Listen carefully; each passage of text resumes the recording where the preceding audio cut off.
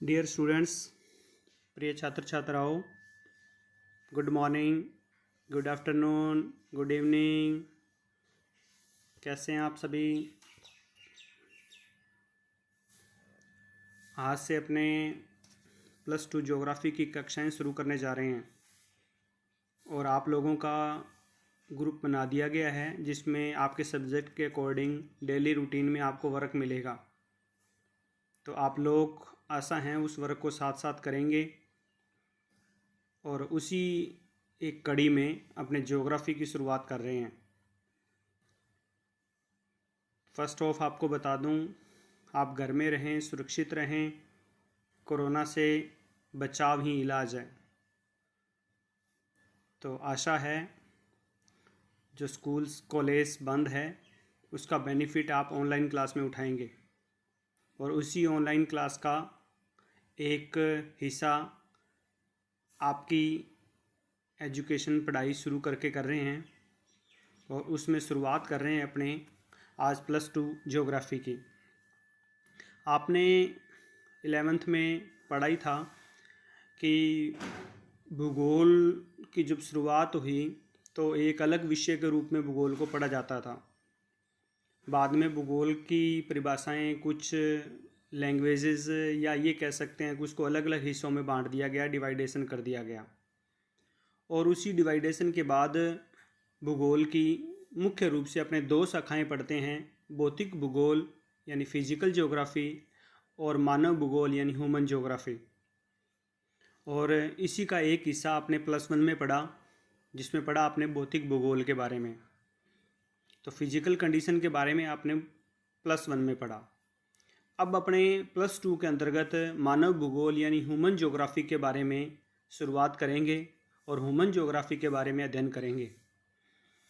और human geography के अंतर्गत ही जो शुरुआत करने जा रहे हैं उसी का कुछ हिस्सा ये है कि अपने अध्ययन किस तरीके से करें, या फिर ये हो सकता है भी आप क्लास में होते तो मेरे पास वर्क करवाने के कुछ और तरीके होते हैं, मगर अब ऑनलाइन सिस्टम है या ऑनलाइन क्लासेस आपको दे रहे हैं तो आशा है जैसा पढ़वाया जाए, जैसा आपको बताया जाए आप उसको ग्रहण करें और डेली रूटीन में उसको वर्क करें।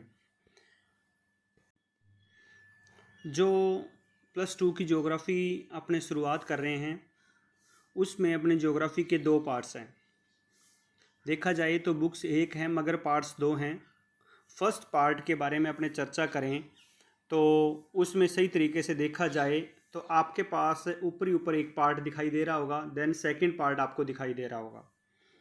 फर्स्ट पार्ट अपना है वो देखा जाए तो वर्ड पर आधारित है, fundamental principle of human geography. Then second part है इंडिया पॉपुलेशन एंड इकोनॉमी। तो कहने का मतलब ये है भी अपने इस बुक में 2 तरह से पार्ट को पढ़ने वाले हैं। फर्स्ट ऑफ तो अपने पढ़ने वाले हैं वो वर्ल्ड लेवल के बारे में, और सेकंड ऑफ जो पढ़ने वाले हैं वो अपने इंडिया लेवल पे अध्ययन करने वाले हैं। और आज जो अपने शुरुआत करने जा रहे हैं वो अपने चैप्टर नंबर 2 यानी major tribes of the world, विश्व की प्रमुख आदिवासी यानी जनजातियों के बारे में अध्ययन करेंगे। और उसी की शुरुआत के रूप में चैप्टर नंबर 2, लेसन नंबर 2 यानी चैप्टर नंबर 2 विश्व की प्रमुख जनजातियाँ बात करें तो major tribes of the world chapter number 2 के बारे में अपने अध्ययन करेंगे। और इस चैप्टर के अंतर्गत अपने विश्व की प्रमुख जनजातियों के बारे में अध्ययन करेंगे। यानी कहने का मतलब ये है कि विश्व की प्रमुख जनजातियाँ कौन कौन सी है, वो कहाँ निवास करती है, उनका निवास क्षेत्र यानी कैसा है, या फिर उनकी जो स्ट्रक्चर है, या वो बात कर सकते हैं अपने भी उनका निवास क्षेत्र के साथ साथ उनके आर्थिक क्रियाकलाप हैं वो कैसे हैं, या किस प्रकार के एटमॉस्फेयर वातावरण में वो लोग निवास करते हैं। इसके अलावा उनके बारे में उनके भोजन, उनके वस्त्र, उनके निवास गृह, और इसके साथ साथ hi students, good morning, how are you, कैसे हैं आप लोग? अपने +2 ज्योग्राफी के अंतर्गत फर्स्ट वीडियो में अपने चैप्टर नंबर 2 विश्व की प्रमुख जनजातियाँ major tribes of the world की शुरुआत कर चुके हैं। उस चैप्टर की जो शुरुआत की थी उसी में अपने आज आगे की कड़ी में पढ़ेंगे, तो आप लोग इस थोड़ा ध्यान दें और चैप्टर नंबर 2 की शुरुआत कर रहे हैं। चैप्टर नंबर 2 विश्व की प्रमुख जनजातियाँ। इस चैप्टर में अपने विश्व की प्रमुख आदिवासी जनजातियों के बारे में चर्चा करने वाले हैं और इसमें पढ़ेंगे एस्किमो जनजाति के बारे में बात करेंगे, जो कहाँ पर निवास करती है, निवास क्षेत्र कैसा है, उसका आर्थिक क्रियाकलाप कैसा है वो, या फिर ये कह रहे हैं इकोनॉमिक कंडीशन उसकी कैसी है, वो किस तरीके के रोज़गार के साधन अपनाते हैं, या फिर ये बात की जाए भी उनका कार्य किस प्रकार का है। तो उनकी सोसाइटी, उनकी यानी समाज और संस्कृति के बारे में चर्चा करेंगे, कल्चरल कंडीशन के बारे में, और वर्तमान में वो किस प्रकार की आधुनिक संस्कृति के संपर्क में आए हैं और उनमें क्या बदलाव हुआ है उसके बारे में अपने अध्ययन करने वाले हैं। इसके अलावा एस्किमो के साथ साथ अपने इस चैप्टर में बुशमैन जनजाति के बारे में भी पढ़ेंगे और इंडिया की 2 जनजातियां भील और मीणा के बारे में भी यहाँ चर्चा होगी। तो भील और मीणा मुख्य रूप से अपने पढ़ने वाले हैं। भील जनजाति के बारे में अपने थोड़ा डिटेल से पढ़ेंगे, मगर मीणा जनजाति के बारे में चर्चा मुख्य रूप से अपने एक अन्य चैप्टर में करेंगे और इस चैप्टर के अंतर्गत मुख्य रूप से गोंड जनजाति पढ़ेंगे। तो यहाँ पर इस चैप्टर में अपने मुख्य रूप से 4 जनजातियों के बारे में चर्चा करेंगे: एस्किमो जनजाति, बुशमैन जनजाति, भील जनजाति और गोंड जनजाति के बारे में अध्ययन करेंगे। तो शुरुआत करने जा रहे हैं अपने पाठ की शुरुआती पेज से, और आपके पास जो पेज दिया गया है उसमें हिंदी और इंग्लिश मीडियम दोनों के बच्चों के लिए एक साथ ही मैं शुरुआत कर रहा हूँ। तो विश्व की प्रमुख जनजातियाँ major tribes of the world, हमने ये पढ़ा है कि दुनिया में बसाव है वो एक जैसा नहीं है। इस पृथ्वी पर मानव है वो अलग अलग क्षेत्र के अकॉर्डिंग या समय के अकॉर्डिंग अलग अलग तरीके से निवास कर रहा है। कहता है भी जो प्राकृतिक वातावरण का समायोजन होता है, या ये कह सकते हैं भी जिस प्रकार का वातावरण मिलता है उसी के अनुसार मानव उसमें जुड़ जाता है। कहता है धीरे धीरे फिर मानव एक तकनीकी विकास के साथ वातावरण में समायोजन के साथ अपना तीव्र परिवर्तन करता है। फिर वो परिवर्तन करने के साथ साथ एक नए तरीके से जीवन यापन करने की कोशिश करता है, मगर वहाँ की जो क्षेत्र की जीवन शैली है उसमें बदलाव लाने की कोशिश भी करता है। कई जगह बदलाव आता भी है, कुछ जगह बदलाव नहीं भी आता। तो ऐसी जनजातियां हैं कुछ जो अलग अलग प्रदेशों में निवास करती है, जैसे शीत प्रदेशों में निवास करती है, कुछ घने जंगलों में निवास करती है, कुछ घास के मैदान हैं, पहाड़ी क्षेत्र हैं, या अपने कह दें उष्ण और शुष्क मरुस्थल है, वहाँ पर इस प्रकार की आदिवासी जनजातियाँ निवास करती है। या ये बात की जाए उनके सांस्कृतिक सामाजिक परंपराएं, रीति रिवाज, धर्म, संस्कृति, ये सभी उनकी थोड़ा सा अलग अलग प्रकार के हैं। ये लोग मुख्य रूप से आखेट होते हैं, आखेटक काम करते हैं, घुमक्कड़ होते हैं, पशुओं का पालन करते हैं ये लोग, या ये कह सकते हैं भी आदिम कालीन यानी स्थानांतरित कृषि या आदिम ढंग से कृषि का कार्य करते हैं। इन लोगों में देखा जाए तो मानव वातावरण के साथ साथ इनका समायोजन होता है वो बहुत बड़ा अच्छा है, और उसी वातावरण के अकॉर्डिंग ये अपना समायोजन रखते हैं और वहाँ पर जीवन यापन करते हैं। इन लोगों के रीति रिवाज, संस्कृति, परंपराओं के साथ एक दूसरे से घनिष्ठ संबंध होते हैं और आपस में ये जुड़ के रहते हैं। ऐसी कुछ जनजातियों के बारे में चर्चा करते हैं अपने। तो विश्व की प्रमुख जनजातियों के बारे में चर्चा की जाए तो इस जनजातियों के बारे में बात करें तो अपने पढ़ने वाले हैं इस चैप्टर के अंतर्गत 1 नंबर पर आपके सामने लिखा हुआ है, ध्रुवीय और ठंडे प्रदेशों में निवास करने वाली एस्किमो सेमोयड जनजाति के बारे में चर्चा करेंगे। विषुवत रेखीय सघन वाने वाले क्षेत्रों में पिग्मी, सिमांग और स्काई जनजातियों के बारे में चर्चा करेंगे। उष्ण और शुष्क कालारी मरुस्थल में निवास करने वाली बुशमैन जनजाति के बारे में चर्चा करेंगे। इसके साथ साथ इसमें मुख्य रूप से 3 और आदिवासी जनजातियों के बारे में चर्चा करेंगे जो उष्ण कटिबंधीय घास के क्षेत्रों में निवास, जैसे मसाई और बद्दू जनजाति निवास करती है। समशीतोष्ण कटिबंधीय घास के निवास क्षेत्रों में खिरगी जनजाति निवास करती है। दुर्गम और पहाड़ी जनजातीय क्षेत्रों में भील, गोंड, संथाल, मीणा, नागा, अन्य प्रकार की जनजातियां निवास करती है। मगर इस चैप्टर में अपने मुख्य रूप से एस्किमो, बुशमैन और भारत की दोनों जनजातियां भील और गोंड जनजाति के बारे में चर्चा करेंगे। मुख्य रूप से इन जनजातियों के बारे में यहाँ अध्ययन होने वाला है और उसी की जनजाति की एक शुरुआत करते हैं एस्किमो जनजाति से। जो एस्किमो जनजाति है वो चर्चा की जाए तो मुख्य रूप से ये जनजाति है वो ये कह सकते हैं कि एक आदिवासी इस प्रकार की जनजाति जो ठंडे और बर्फीले स्थानों पर निवास करती है, या ये कह सकते हैं कि आर्कटिक प्रदेश में जो लोग निवास करते हैं वहाँ पर ये लोग मुख्य रूप से आखेट मछली पकड़ने का काम हो गया, भोजन संग्रहण करने का काम है, ये इनकी आजीविका का मुख्य एक आधार रहता है। वैसे एस्किमो शब्द है वो बना है कच्चा मांस खाने वाला, और कच्चा मांस खाने वाला यानी कहने का मतलब है जो लोग कच्चा मांस खाते हैं और बर्फीले स्थानों में निवास करते हैं, ऐसे ही लोग हैं वो एस्किमो हैं। एस्किमो जनजाति वैसे तो मंगोल पर जनजाति से या प्रजाति से निवास करती है।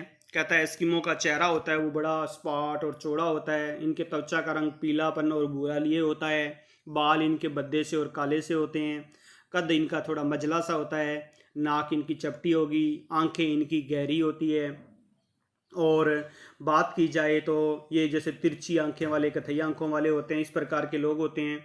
और इसमें मुख्य रूप से शरीर इनका होता है वो हष्टपुष्ट और मांसल होता है। ये घोर संकट काल में भी मुख्य रूप से अपनी स्थिरता और गंभीरता को एक रूप से अडिग बनाकर रखते हैं और जिसकी वजह से वहाँ पर ये निवास कर पाते हैं। ये लोग होते हैं वो एक इनकी प्रकृति अलग ही होती है। ये लोग स्वभाव में बहुत सरल और हंसमुख प्रकृति वाले होते हैं। इनका जो निवास क्षेत्र है मुख्य रूप से यानी जो रहते कहाँ पर हैं उनके बारे में बात की जाए तो एस्किमो जनजाति है वो प्रारंभ से ही आर्कटिक और टुंड्रा प्रदेशों में जो यानी ठंडे वाले शीत प्रदेश है वहाँ पर ये लोग मुख्य रूप से निवास करते हैं। अलास्का के बेरिंग जल जो डमरू मध्य है उनके अंदर इनका विस्तार है। इसके अलावा इस जनजाति में हाय स्टूडेंट्स, अपने एस्किमो जनजाति के बारे में बात कर रहे थे और एस्किमो जनजाति में अपने निवास क्षेत्र के बारे में चर्चा करते हैं।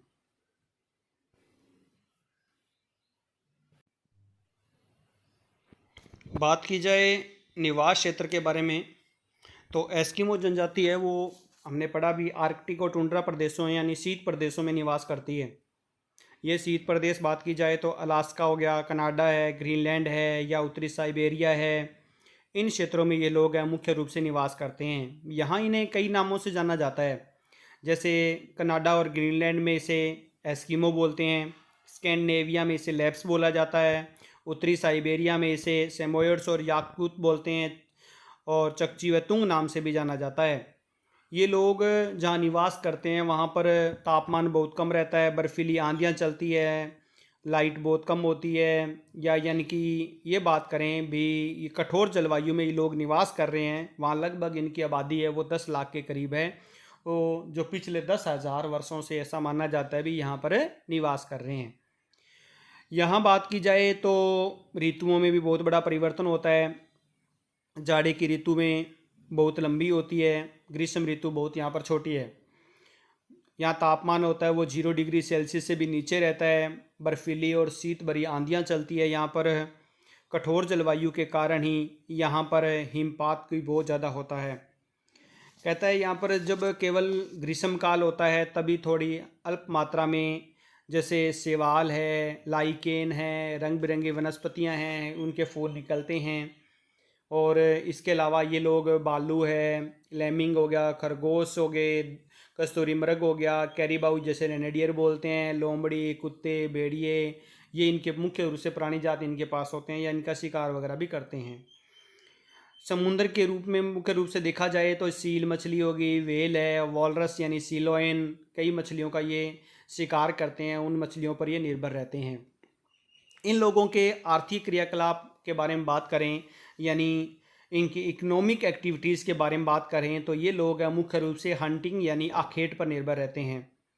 क्योंकि हमने ये शुरुआत में पढ़ा भी एस्किमो जनजाति का अर्थ भी कच्चा मांस खाने वाला ही है, और ये लोग शिकार के द्वारा अपना जीवन यापन करते हैं। ये लोग शिकार अलग अलग तरीके से करते हैं। ग्रीष्म काल में इनके शिकार की कंडीशन अलग होती है यानी बसंतकालीन, और शीतकाल में इनके जो अखेट यानी हंटिंग का वर्क है वो अलग प्रकार का होता है। शीतकाल में ये लोग जब शिकार करने के लिए जाते हैं तो दो विधियों का प्रयोग करते हैं, यानी दो तरीके से शिकार करते हैं। एक तो आप लोगों को याद रखना है इसमें इतुरपाक, और दूसरी जो कंडीशन है उसमें वैसे तो है लगभग एक जैसी है, मगर यहाँ तरीके से देखा जाए तो एक तो इतुरपाक और दूसरी है माऊपाक। ये दो शिकार करने की प्रणाली इनके पास है। दोनों में ही शिकार करेंगे। ये सील मछली का या व्हेल मछली का शिकार करेंगे। इनके पास बनी नावें होती है, उन नावों का ये प्रयोग करते हैं। माऊपाक क्या है? माऊपाक में ये क्या करते हैं, सील मछली का जब शिकार करने के लिए जाते हैं तो बर्फ में बने हुए छिद्रों से जब सांस लेने के लिए जब वो मछली बाहर आती है, या ये कह सकते हैं भाई एस्किमो द्वारा हड्डी की छड़ जो इनके ऊपर रखी होती है वो हिलती है, और जैसी वो हिलती है तो वो लोग क्या करते हैं, शिकार करते हैं। यानी कहने का मतलब बालों से शिकार करते हैं। तीखे बाले होते हैं, उन बालों को बोला जाता है, क्या बोलते हैं, हार्पून। हार्पून क्या है, शिकार करने के लिए काम में लिए जाने वाला भाला है। और इसी विधि को, इस मेथड को बोलते हैं माऊपाक। और माऊपाक का मतलब ये होता है भी प्रतीक्षा करना, क्योंकि इनको वेट करना पड़ता है। हो सकता है कई 2 घंटे 4 घंटे, कई बार तो 2-2 दिन वेट करना पड़ जाता है। और क्योंकि जब तक मछली सांस लेने के लिए बाहर नहीं निकलेगी या वो हड्डी हिलेगी नहीं, तब तक इनका शिकार नहीं होगा। तो इसलिए माऊपाक का अर्थ होता है प्रतीक्षा करना। इनकी दूसरी विधि है इतुरपाक। अब ये इतुरपाक क्या है? इतुरपाक शिकार करने का दूसरा मेथड यानी दूसरी विधि। इसमें क्या करते हैं, शिकारियों द्वारा 2 छिद्र बनाए जाते हैं। जैसे बर्फ़ है, बर्फ़ वाले स्थान पे गए, वहाँ 2 छिद्र बना लिए। एक छिद्र में तो यह क्या करेंगे, मछली के लिए दाना या चूरा या भोजन या ये कह सकते हैं उसके लिए चारा डालेंगे, और दूसरे छिद्र में से पीछे से हार्पून से शिकार करेंगे। और इस प्रणाली को क्या बोला जाता है, इतुरपाक। तो आप लोगों ने याद रखना है इतुरपाक क्या है और माऊपाक क्या है। ये 2 क्वेश्चन आप लोगों को याद होने चाहिए। तो शिकार करने की 2 प्रणालियां हैं। एक में तो सील मछली का शिकार करेंगे, हाथी बाले से करेंगे, हड्डी रखी होगी, वो हिलेगी, शिकार करेंगे, उसे माऊपाक बोलेंगे। माऊपाक को वेट करना, प्रतीक्षा करना अर्थ है। दूसरे इतुरपाक, इतुरपाक में 2 छिद्र किए, एक में चारा डाला, दूसरे छिद्र से हार्पून से शिकार किया। इस तरीके से ये लोग क्या करते हैं, सील मछली का शिकार करते हैं। अब सील मछली इनके लिए भोजन का भी काम करती है, जलाने और ईंधन का काम भी करती है। चर्बी से इनकी चर्बी क्योंकि बहुत तेज़ होती है और बहुत तेज़ जलती है और ताप भी बहुत अधिक रहती है, इसलिए इस टाइम में ये सील मछली पर ज़्यादा डिपेंडेबल हो जाते हैं। बसंत काल में ये लोग किस प्रकार का शिकार करते हैं? बसंत काल में देखा जाए तो मुख्य रूप से इनका जो शिकार करने की जो प्रणाली है, बसंतकालीन जो शिकार है उसमें ये लोग क्या करते हैं, जब मार्च का महीना होता है, जब धूप निकलने लग जाती है, तब थोड़ी वनस्पतियां वगैरह बाहर निकलती है, या कहते हैं बसंत काल में जो शिकार करते हैं उसे बोला जाता है, आखेट को क्या बोलते हैं, उतोक। तो याद रखना है, आपसे पूछा जाए उतोक क्या है, एस्किमो जनजाति में बसंतकालीन समय में जो शिकार किया जाता है उसे क्या बोलते हैं, उतोक बोलते हैं। अब ये उतोक में है क्या? अब उतोक में ये लोग क्या करते हैं भी, कुत्तों की मदद से सील मछली का शिकार करते हैं। और ये क्या करते हैं, एक नाव लेके जाते हैं, और वो जो नाव है, अब वो नाव आप लोगों को थोड़ा सा ज्ञान हो तो ये जो नाव है वो मुख्य रूप से चमड़े की बनी होती है। यानी कहने का मतलब चमड़े की बनी हुई नाव को काम में लेते हैं, और इस नाव को बोलते हैं कयाक। चमड़े से बनी हुई नाव को क्या बोलते हैं, कयाक। तो आप लोगों को याद रखना है कयाक क्या है। कयाक है वो चमड़े से बनी हुई नाव है, और जिसमें ये शिकार करने के लिए उस नाव को लेकर जाएंगे। तो ग्रीष्म काल में एस्किमो लोग करेबियो यानी 12 सिंगे के जो सिंगा होता है उसके धनुष बाण से भी शिकार करते हैं। खरगोश, बतख, चिड़ियों का शिकार करके या बाला फेंक कर उनका शिकार करते हैं। रेनेडियर इनकी संपत्ति का एक बहुत बड़ा सूचक माना जाता है। जिसके पास ज़्यादा रेनेडियर होते हैं उसको उतना ही अमीर माना जाता है वहाँ पर। और ज़्यादातर ये लोग हैं मांस के ऊपर, सील मछली हो या व्हेल मछली के ऊपर डिपेंडेबल होते हैं। सील मछली का जो मांस होता है उससे कपड़े भी बनाते हैं, यानी उसकी खाल कपड़े बनाने के लिए काम में ले ली, मांस खाने के काम में ले लिया, तंबू बनाने के लिए उनके खाल वगैरह काम में ले सकते हैं, ईंधन के लिए चर्बी काम में ले ली, हड्डियों से स्लेज गाड़ियाँ बना ली, डोरी यानी तागा जो उनका है उनसे वो तात वगैरह बना लिया बांधने के लिए। इस तरीके से सारा का सारा वर्क है उनका सील मछली पर डिपेंडेबल हो जाता है। बात की जाए इनके भोजन के बारे में तो कच्चा मांस खाते हैं, कोई डाउट ही नहीं है, क्योंकि लगभग लोग हैं ये शिकार पर ही हैं डिपेंडेबल। सील मछली होगी, वेल है, सीलोइन है, कई बार छोटे जीव वगैरह जो भी इनके पास आ जाते हैं उनको मारकर ये अपना जीवन यापन करते हैं। वस्त्रों में बात की जाए तो मुख्य रूप से बात करें तो वस्त्रों के अंतर्गत ये जो इनके क्लोथ्स हैं उसके बारे में चर्चा करें तो ये मुख्य रूप से कैरिबियों से बनी हुई खाल का प्रयोग काम में लेते हैं, क्योंकि यहाँ सर्दियाँ ज़्यादा होती है तो सर्दी के अकॉर्डिंग इनके वस्त्र बनाए जाते हैं। और वस्त्र बनाने का काम होती है वो इनकी महिलाएं यानी स्त्रियाँ करती है। और ध्रुवीय बालू के सैमूर जो होता है ध्रुवीय बालू उससे भी इनके वस्त्र बनाते हैं या वस्त्र बनाते हैं ये लोग। स्त्री और पुरुष दोनों के वस्त्र यहाँ पर लगभग एक जैसे होते हैं। एस्किमो जर्सी नुमा एक बांहदार वस्त्र पहनते हैं जिसे बोलते हैं तिमियाक। याद रखना है आप लोगों को, एस्किमो लोग बांहदार एक वस्त्र पहनते हैं जिसे क्या बोलते हैं, तिमियाक। इस तिमियाक के ऊपर एक कपड़ा और पहनते हैं उसे बोलते हैं अनोहाक। तो दो आप लोगों को याद रखना है, तिमियाक और अनोहाक। तिमियाक क्या है, जर्सी नुमा बांहदार वस्त्र, और उसके ऊपर एक कपड़ा डाला उसे बोलते हैं अनोहाक। और ये जूते पहनेंगे, वो जूते किसके होंगे, सील मछली के बने होंगे। और इन जूतों को बोलेंगे क्या, कार्मिक और मुकुलुक्स बोलते हैं। तो कार्मिक क्या है और मुकुलुक्स क्या है, इनके सील मछली के बने हुए जूते हैं जिन्हें क्या बोला जाता है, क्या बोलते हैं, कार्मिक या मुकुलस। तिमियाक बांधार वस्त्र पहनते हैं उसे तिमियाक बोल दिया, उसके ऊपर कपड़ा डाला तिमियाक के ऊपर अनोहाक बोल दिया। तो आप लोगों को ये न्यू टाइप में याद रखना है। अब बात करते हैं इनके निवास क्षेत्र के बारे में, निवास गृह के बारे में, इनके घर कैसे बने होते हैं। निवास गृह के बारे में बात करें तो इनके मकान होते हैं वो बर्फ़, पत्थर और हड्डियों यानी खालों से बने होते हैं। और इनके जो बर्फ़ में बने मकान होते हैं इसे इग्लू बोलते हैं, बर्फ़ में बनी झोंपड़ी, जिसे मतलब ये क्या बोला जाता है, इग्लू। अब ये झोंपड़ी क्या है, कैसे बनती है, ये क्या करते हैं, जो वेल मछली वगैरह है उसकी हड्डियाँ या लकड़ी वगैरह लेके उनका एक ढांचा तैयार कर कर एक झोंपड़ी बनाते हैं। वो ढांचे में क्या होता है, 5 से 6 फीट भूमि के अंदर होती है, 2 से 3 फीट वो ऊपर की तरफ बाहर निकली रहती है।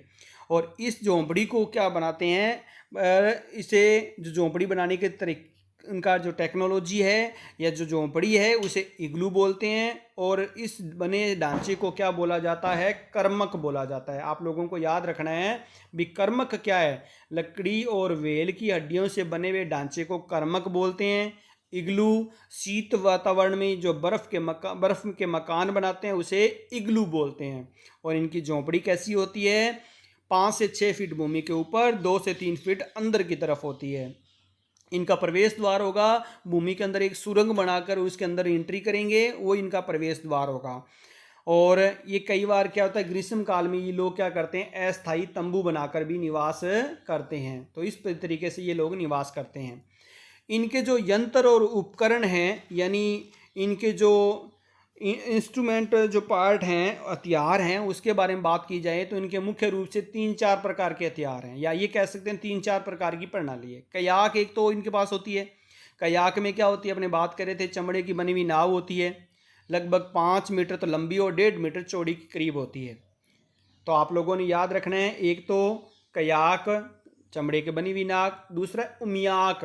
उमियाक बड़ी नाव होती है, छोटी नाव तो कयाक, बड़ी नाव क्या है, उमियाक, जिसमें क्या करेंगे, वेल मछली का शिकार करने के लिए काम में लेके जाएंगे तो उसे उमियाक काम में लेंगे क्योंकि वेल मछली बड़ी होती है इसलिए बड़ी नाव काम में लेनी पड़ती है, और बड़ी नाव को बोलते हैं उमियाक। फिर आता है हारफून। हारफून क्या है, शिकार करने के लिए भी पढ़ रहे थे, एक हड्डियों से बना हुआ भाला जो लगभग 1.2 से लेकर 1.5 मीटर के करीब लंबा होता है, रस्सी से बंधा हुआ भाला होता है, रस्सी पकड़े रखते हैं और भाले को फेंक के मारते हैं या सीधा भाले को मारते हैं तो उसे बोला जाता है उस भाले को हारफून। एक स्लेज होती है इनके पास, जो बर्फ़ वाले क्षेत्रों में गाड़ी चलती है, यानी कहने का मतलब जो बर्फ़ पर चलती गाड़ी है, जो रेनेडियर और कुत्ते खींचते हैं उसे क्या बोला जाता है, स्लेज बोलते हैं। तो आप लोगों को याद रखना है, इसमें मुख्य रूप से क्या क्या आ गया, कयाक, उमियाक, हारफून और स्लेज। कयाक बर्फ में क्या, चमड़े से बनी हुई नाव जो मतलब कि मुख्य रूप से लगभग 5 मीटर लंबी और 1.5 मीटर चौड़ी। कयाक। उमियाक, व्हेल मछली का शिकार करने के लिए काम में लेने वाली बड़ी नाव। हारफून, भाला शिकार करने के लिए। स्लेस, बर्फ में चलने वाली गाड़ी। ये आप लोगों को मुख्य रूप से याद करना है इसमें। अब बात करते हैं इनके समाज और संस्कृति के बारे में बात करते हैं, यानी उनके सोसाइटी एंड कल्चरल कंडीशन के बारे में बात करें तो ये लोग छोटे छोटे समूह में रहते हैं। इनका जीवन गुमक्कड़ होता है। ये आदिम ढंग से जीवन यापन करते हैं। प्रेतवंशीय समाज है और या इनके कह सकते हैं बहुपत्नी प्रथा है। इनमें उत्सव और समारोह सभी प्रकार के मनाए जाते हैं। ये एल्यूट भाषा बोलते हैं। जादू टोनों में विश्वास करते हैं।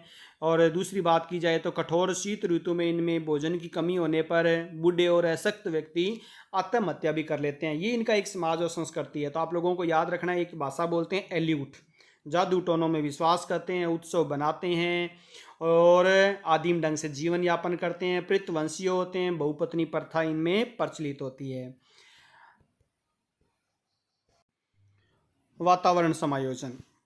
एस्किमो हमने पढ़ा भी एक कठोर वातावरण में निवास करते हैं, क्योंकि एक तरीके से देखा जाए तो एक अनूठे वातावरण का उदाहरण अपने इनको दे सकते हैं, क्योंकि ये लोग जिस क्षेत्र में निवास करते हैं वो बहुत ही सख्त वातावरण है, या ये कह सकते हैं भी एक माइनस टेम्परेचर में जब लोग निवास करते हैं तो किस प्रकार का यहाँ पर उनके पास एटमॉस्फेयर होगा या किस प्रकार की उनको समस्याएं झेलनी पड़ेगी।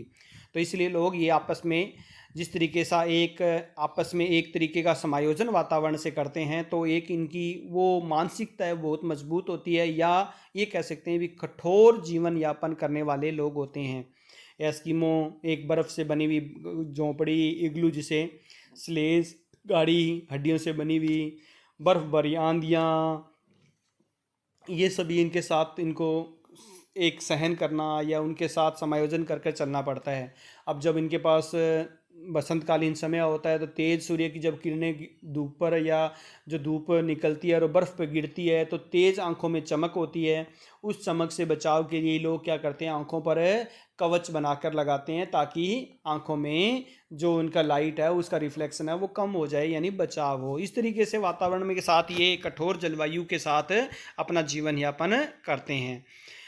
आज की संस्कृति के बारे में बात करें तो ये लोग हैं काफ़ी टाइम से 1960 के दशक से पहले के बारे में बात कर लें तो ये लोग हैं तो मतलब कि हज़ारों वर्षों से रहते आ रहे हैं, और 1960 के बाद ये लोग अमेरिकी और जो यूरोपियन लोग हैं उनके संपर्क में आए हैं, जिसकी वजह से यहाँ की सरकारों ने उसके ऊपर पैसा खर्च किया है या फिर उनकी आधुनिक टेक्नोलॉजी में इनको डालने का काम किया है। इनके जो मकान होते थे वो भी अब बढ़िया तरीके से बनाने लग गए ये लोग, सरकार ने उनमें हेल्प की है। इसके अलावा जो स्लेज वगैरह गाड़ियाँ खींचते थे उसकी जगह आजकल स्नो स्कूटर का प्रयोग करने लगे। कयाक की जगह मोटर चलित नाव काम में लेने लगे। या कहने का मतलब इनके पास जो इम्पोर्टेंट वस्तुएं होती थी वो बाज़ार में ये लोग उपलब्ध करवा कर उससे अच्छी कीमत प्राप्त कर कर अपना जीवन यापन सुधार रहे हैं, और सरकार ने इनके जीवन यापन को एक सुधार करने के लिए बहुत से प्रयास किए हैं। ऐसा माना जाता है कि अगर इसी तरीके का बदलाव इनमें रहा तो आने वाले टाइम में ये जनजाति है वो लुप्त हो जाएगी, क्योंकि इनका जीवन सामान्य जीवन हमारे जीवन की तरह ही हो जाएगा। तो ये बात की हमने एस्किमो जनजाति के बारे में। तो अब आप लोगों को एस्किमो जनजाति पे क्वेश्चन करना है।